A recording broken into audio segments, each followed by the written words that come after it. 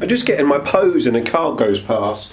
So what is the best heavy support? The Doomstalker versus the Doomsday Ark in today's fun and informative comparison video. It's coming right up. Necrons! Nick speaking, and welcome to this video. And if you're new to the channel and you want to learn about Necrons and more, then please subscribe and turn on all notifications so you don't miss an upload. Okay, so today we are looking at the top two heavy supports for Necrons, the units that have basically the big guns, the Doomsday Ark and the new Doomstalker. These models certainly look very different from each other, but what about the rules? Which ones are the best? Well, today I'm going to use my tick system, which you may have seen in some of my previous videos, to find out the answer. So let's get on and find out which one is best. Well, the Doomsday Ark comes in at 190 points and the Doomstalker comes in at 140. That's 50 points cheaper and earns the Doomstalker the first tick. So when looking at the basic stats of these two miniatures, the Doomsday Ark moves 2 inches more than the Stalker, 12 inches as opposed to 10.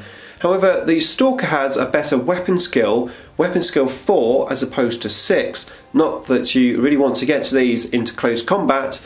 These two units are shooting units. However, the ballistic skill of the Doomsday Ark is better from the basic stats line. Ballistic skill 3 as opposed to 4. And on top of that, it has more wounds, 2 more wounds, 14 as opposed to 12. Overall, the stats line there, you can clearly see it's going to be a tick for the Doomsday Ark.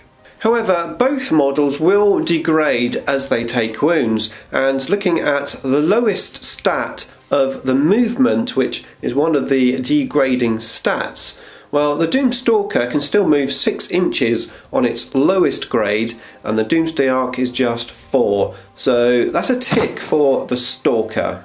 The weapon skill of the Doomstalker does degrade as it takes wounds, going from weapon skill 4 to 5 and then 6 on its lowest tier. However, the Doomsday Ark is just weapon skill 6 all the way through. It doesn't degrade, but it's only weapon skill 6. So that's another tick to the Doomstalker. On the other side of the coin, the Doomsday Ark reduces in its ballistic skill as it takes wounds, going from ballistic skill 3 to 4 and then 5, where the Doomstalker has a fixed 4 ballistic skill through the range. That's another tick for the Doomstalker. Now the attacks degrade on both of these models, going from 3 to a D3 to 1 on the Doomsday Ark and 3, 2 and 1 on the Doomstalker. D3 and a fixed 2, not too much difference. I'm not going to put a point in either direction. They're very similar. Now what about their weapons? Well, actually they both have exactly the same power when it comes to their weapons. However, there is a difference in their range. The high-powered weapon is strength 10, D6 amount of shots, -5 AP, D6 damage and a blast weapon. This is the weapon that we want in our armies. They both have the same stats, but it's 72 inches on the Doomsday Ark and 48 inches on the Doomstalker. The Doomsday Ark is going to get the tick for the range. However, 48 inches is still pretty good, especially with the smaller tables of 9th edition. Now both units have to stay stationary to shoot their weapon at the high power. However, if they move, they can shoot it at the low power, which is D6 amount of shots, strength 8, -2 AP and D3 damage with the blast special rule. Another pretty decent option if you are moving. Now the range is also different on these two guns. The Doomstalker's low-powered version shoots at 24 inches and the Doomsday Ark is 36 inches. That's another tick for the Doomsday Ark.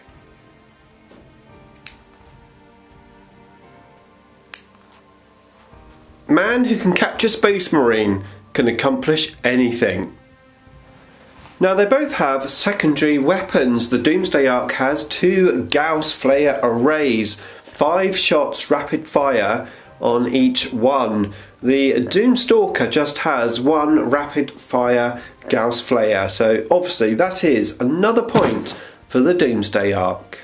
Now, of course, the Gauss Flayers are the same as what the warriors are carrying, so strength for -1 and 1 damage. Now, the Doomsday Ark, whilst it does have a lot more guns, it does tend to like to remain stationary to make the use of that big gun. So generally, unless you play the Doomsday Ark rather aggressively and get close to your enemy, well, generally it's not going to be shooting those smaller guns until your enemy draws in closer. But when they do, there could be a lot of firepower. Sometimes actually the small guns can kill more than the big ones.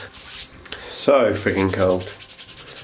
Now in terms of their abilities, well, they both have living metal and they both have command protocols, so no ticks awarded there, they both have them. However, the Doomsday, I say however a lot in my videos, don't I? Does that annoy you? Let me know in the comments box below. However, the Doomstalker has a 4+ invulnerable save, and that is definitely a tick to the Doomstalker. Now, of course, Doomsday Arks have quantum shielding, which actually does give them an invulnerable save. So they've got a 5+ save from the quantum shielding, and they can ignore unmodified wound rolls of a 1 to 3. That's very useful. Plus they've got a stratagem, which will allow you to increase that invulnerable save to a 4+. And of course, the stratagem will only work on 1 unit. So you can't have more than 1 unit with that bonus. However, it is very useful and it's definitely going to earn a tick back for the Doomsday Ark. And now it's looking incredibly close.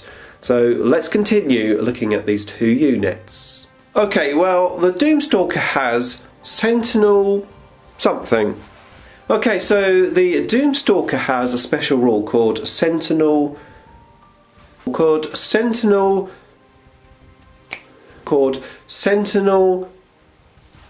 Okay, so the Doomstalker has a special rule called Sentinel Construct. Yes, I got it out. Sentinel Construct. It's basically an Overwatch bonus. So if your Doomstalker is within 6 inches of a unit that has been declared as a charge, as long as the Sentinel isn't in engagement range, then the Sentinel can do an Overwatch attack on the charging unit, as well as any other Overwatches which are available, so i.e. the unit that's being charged. That's pretty useful. Now if you had some Doom Sentinels within 6 inches of each other, well, they can help do Overwatch within range. That could be quite a nice little Overwatch firing towel thing. What am I trying to say? That could be a substantial amount of Overwatch, and it's all done on the big gun. So yeah, some very powerful Overwatch abilities on the Doomstalker, and that's definitely worth a tick. Now both of these units have the explode special rule. However, the Doomstalker explodes on a 5+ and the Doomsday Ark is a 6+. Now I'm going to give this tick to the Doomsday Ark because I think both of these units are going to be in range of some of your other units rather than your enemy. So I think there's less chance that you're actually going to want them to explode. So yeah, it's a tick to the Doomsday Ark. Now the Doomsday Ark has the fly keyword, giving you all of those benefits, including obviously the benefits in terrain. So that's a tick for the fly keyword. It's also a vehicle which will unlock a stratagem, allowing you to use the top tier of your stats line after you've taken damage. So you could be on the bottom tier, play a stratagem for 1 CP, and then you could use the top tier stats. That's very useful, and that's another tick for the Doomsday Ark. That stratagem, by the way, is called Stellar Alignment Protocol. Stellar Alignment Protocol! Now the Doomstalker has the monster keyword, unlocking the abilities that go along with that, including of course being able to shoot whilst within close combat. You can't shoot your blast weapons, but you can at least shoot your small guns, and that's worth a tick. Now the Doomstalker is a canoptic creature, which of course means he's got the canoptic keyword, unlocking a few extra bonuses for us, but mainly unlocking the Technomancer with the control node, giving +1 to hit rolls. That means that the Doomstalkers are now going to be hitting on a 3+. The Doomstalker and the Technomancer, what a lovely relationship they've got. How awesome is that? And that's definitely worth a big tick for the Doomstalker. Ooh, suit you, sir. The Doomstalker also has an awesome stratagem called Revenge of the Stalker, which not only is fun but actually can do some hurt to your opponent. It is 2 CPs, but when a character in your army dies, you can play this stratagem, select one of your Doomstalkers, and that Doomstalker at the end of that phase can shoot freely at the unit that killed your character, with normal restrictions, of course, applying. However, not only that, but for the rest of the game, when that Doomstalker shoots at that unit, they get +1 to their attack roll. That's +1 to hit when attacking. Fun and useful, and that's another tick to the Doomstalker. Next, it's the rule of cool. Well, of course, these two units are very different, and it's definitely personal preference. However, the Doomstalker is a newer model, and it's a newer concept for Necrons. I think it looks very cool, even though it is very different. But I think the key thing here is that the Doomstalker's shape, where it's slimmer and taller, suits 9th edition better than the Doomsday Ark, which of course is quite low and long. It's easier to hide the Doomstalker. It's easier to hide it, and also to get it above terrain so it can shoot. So I think the rule of cool is going to go for, or to, the Doomstalker. I hope the Doomstalker's this side because that's where I'm pointing. Yes, it is. Doomstalker. Oh, so cold. Oh, I am genuinely absolutely freezing because our central heating has broken. I'm waiting for the plumber to come out, but my hands are just like ice. Anyway, quite a close battle there. The Doomstalker just beating the Doomsday Ark, which I like it when they're close because it means that both units are very playable depending on your preference. I think the Doomstalker has the edge mainly because of the points cost. So for just 40 points more, you could get 3 Doomstalkers instead of 2 Doomsday Ark. So yeah, just 40 points more for 3 Doomstalker.